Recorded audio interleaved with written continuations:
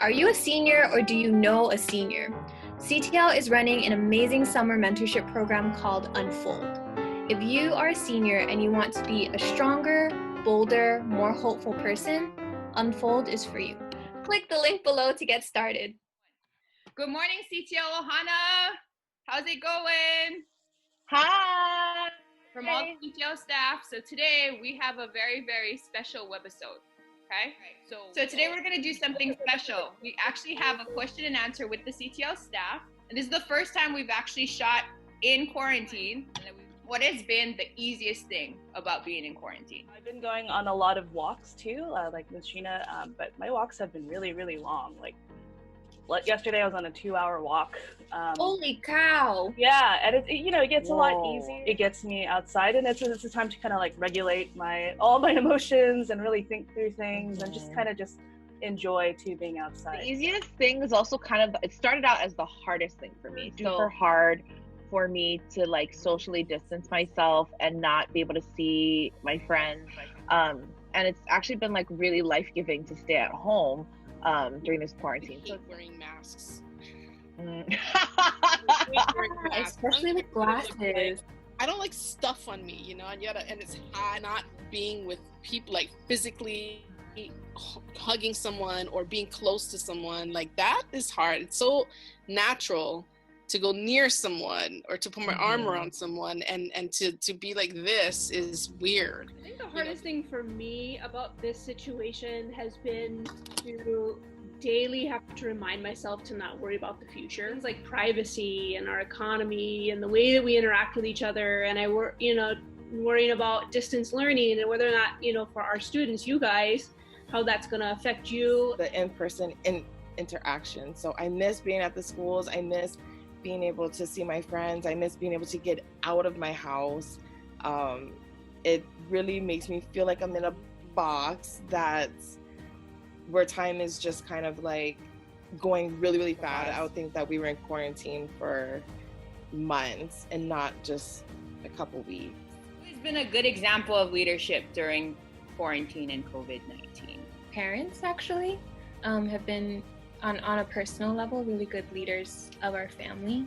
Both of my parents own their own small business, demonstrated to me and my younger brothers like the importance of courage and gratitude and still being generous. I think of Alan Washima, but what impresses me is that he'll step up to the plate and he doesn't have to, and he takes so much ownership for this state. Any advice for you students for the future? So I'm totally reminded of what we talked to you guys about when we talk about seeing with new eyes and challenging the process and developing that grit and resilience. Like this is the time where the rubber is meeting the road, and you're going to go through little valleys, but it doesn't mean that it's all for nothing. It's fine to be introspective and to be thinking about you, but you as a leader to grow during this time and being so isolated, when you are thinking about the things that are inside of you, you got to look at it as a way to grow, not just sitting in it. I kind of give you the imagery of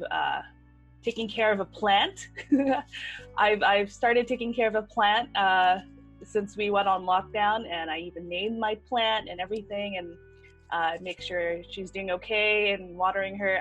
But the reason why I want to give you that imagery, am I getting enough sunshine in my life? Am I getting enough water and nourishment from those who really care about me and are reaching out to me? I love plant metaphors, so I'm going to continue with that and talk about the stuff that's happening under the surface. So about roots, time for you to think about what you're building your foundation on. Is it grit? Is it courage? Is it peace? Is it love? What your roots are, and to invest time in watering yourself and in watering others to grow deeper roots. When we're feeling all boo-hoo, woe is me, that usually means it's me that I'm looking at and not everybody else. But you guys know, as we become leaders, we don't focus on me. It's not as we become leaders, I become greater. It's as we become leaders, Hawaii becomes greater. So you're talking about looking out at everybody else. Keep doing that. If ever you feel like, man, this day sucks, the first thing you do, go text a friend and ask them how they're doing. Because if you text them and they say, not so great, you have somebody else to focus on, you have somebody else to serve, be able to hopefully find some kind of purpose going along when you have tough time. Someone that was a spiritual mentor to me that I actually never met He was my favorite speaker, a philosopher, religious leader. He passed away yesterday, Ravi Zacharias. And we saw him speak in Hawaii multiple times at the prayer breakfast. And I think what's been really remarkable as you read his obituary, because this guy was the best public speaker in the world. No one could beat him in public speaking. He knew a lot about philosophy. He knew a lot about religion. He knew a bunch of stuff. But the thing overwhelmingly that people remembered is how he made them feel.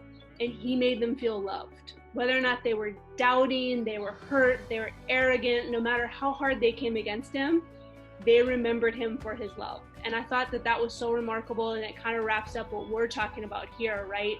That our job as a leader is to give and is to love. And so that's something to really focus on, because love is truth and love is the most remarkable thing. One of the things I think I'm going to remember from quarantine is for you students, all of your facilitators and the CTL staff.